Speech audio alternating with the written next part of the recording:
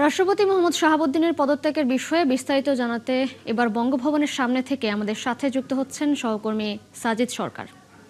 সাজিদ, রাষ্ট্রপতি শাহাবুদ্দিনের পদত্যাগের পর বঙ্গভবনের কার্যক্রম নিয়ে সবশেষ কি তথ্য রয়েছে আপনার কাছে জানাবেন।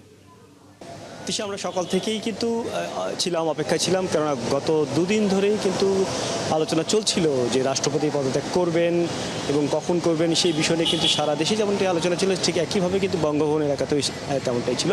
এবং আমরা সেটি বলছিলাম যে বিকেলের মধ্যেই তিনি পদত্যাগ করবেন, এবং আমরা দেখেছি যে বিকেল 4টার পরপরই বঙ্গভবন থেকে বেশ কটি গাড়ি বেরিয়েছে এবং তার একান্ত সচিব তিনি কিন্তু পত্র নিয়ে সেটি কিন্তু জাতীয় সংসদ সচিবালয়ে সেটি পৌঁছেছেন এবং সেখানে কিন্তু পদত্যাগপত্র জমা দিয়েছেন।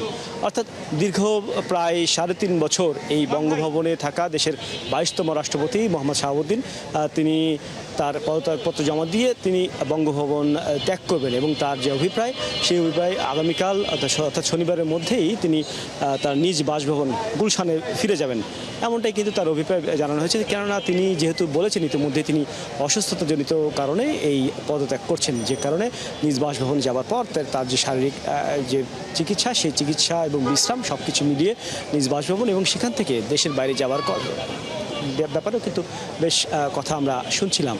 অর্থাৎ এই যে 3.5 বছর তিনি দেশের 22তম রাষ্ট্রপতি হিসেবে এখানে দায়িত্ব পালন করেছেন, সব কিছু মিলিয়ে তার যারা অধীনস্থ কর্মচারী ছিল তারাও কিন্তু ইতিমধ্যে এই বঙ্গভবন ছেড়ে যাবেন এবং সেটি হয়তো আজকে রাতের মধ্যেও যেতে পারেন।